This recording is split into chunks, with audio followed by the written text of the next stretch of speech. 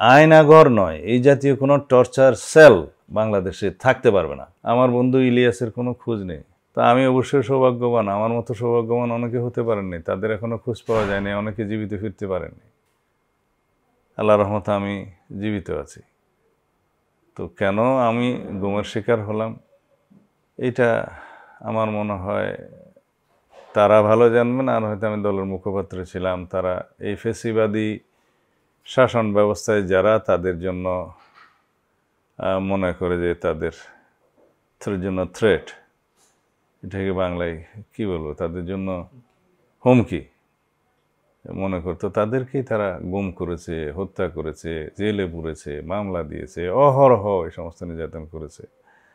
এর তো কোনো সীমারেখা নাই। তো ইতিহাসের শিক্ষা হচ্ছে, আমি প্রায়ই বলতাম, সভ্য দুনিয়ার ইতিহাস হচ্ছে কোনো স্বৈরশাসক, কোনো ফেসিবাদের পতন তো হয়, স্বাভাবিক পতন কখনো হয় না। সময় নেয়, কিন্তু অস্বাভাবিক এবং নির্মমভাবে তাদের পতন হয়। এটিও তার ব্যতিক্রম হয়নি। তো দুর্ভাগ্যজনক হচ্ছে যে যারা ফেসিবাদ কায়েম করে, যারা স্বৈরশাসক হয়, তারা ক্ষমতা থাকাকালীন এটা বুঝতে পারে না। আমাদের প্রতিশ্রুতি নয় শুধু, অঙ্গীকার নয় শুধু, এটা আমাদের প্রত্যাশা।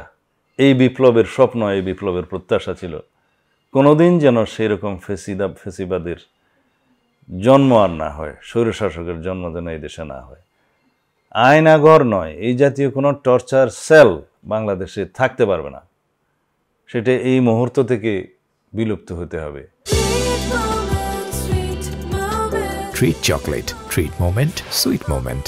কোনো গোয়েন্দা বাহিনী যেন রাজনৈতিক কর্মকাণ্ডে হস্তক্ষেপ না করে, নাক না গলায়, সেই প্রতিশ্রুতি রাজনৈতিক সরকারগুলোকে যারা করবে দিতে হবে, রাজনৈতিক দলগুলোকে দিতে হবে। বাংলাদেশের রাজনীতি উন্মুক্ত থাকবে, সুষ্ঠু ধারার রাজনীতি হবে, কথা বলার স্বাধীনতা থাকবে, সাংবিধানিক অধিকার থাকবে, অ্যাসোসিয়েশনের স্বাধীনতা থাকবে, বাক ব্যক্তির ফুরন্ত স্বাধীনতা থাকবে, সমাজ উন্মুক্ত থাকবে, বিচার বিভাগীয় স্বাধীনতা নিশ্চিত করতে হবে এবং সমাজের সর্বস্তরে সেই ন্যায় বিচারের সুবাতাস বইতে হবে। এই দানবীয় সরকারের সৃষ্টি তখনই হয় যখন মানুষের প্রতিবাদটা বন্ধ থাকে। আমাদেরকে প্রতিবাদ করে যেতেই হবে। আমাদের স্বাধীনতার জন্য, আমাদের অধিকারগুলোর জন্য আমাদেরকে অবশ্যই সব সময় সোচ্চার থাকতে হবে। যেই সরকারই আসুক, তাদের যে কোনো গণবিরোধী পদক্ষেপের বিরুদ্ধে অবশ্যই এদেশের মানুষকে ঐক্যবদ্ধভাবে প্রতিবাদ করতে হবে। এগুলো বজায় থাকলে, সমস্ত গণতান্ত্রিক প্রতিষ্ঠানগুলো শক্তিশালী হলে, সাংবিধানিক প্রতিষ্ঠানগুলো শক্তিশালী হলে, যে সমস্ত প্রতিষ্ঠানের যা করার এখতিয়ার থাকবে, যেমন নির্বাচন কমিশন, পাবলিক সার্ভিস কমিশন, দুর্নীতি দমন কমিশন ইত্যাদি সমস্ত প্রতিষ্ঠানগুলো স্বাধীনভাবে যদি কাজ করতে থাকে, তাহলে কোনো রাজনৈতিক সরকার ইচ্ছা করলেও দানবীয় সরকার হতে পারবে না। সেই প্রত্যাশা আমাদের ছেলেগুলোর ছিল, যারা শহীদ হয়েছে তাদের ছিল, এদেশের গণমানুষের আছে এবং আমরা আকাঙ্ক্ষা করি।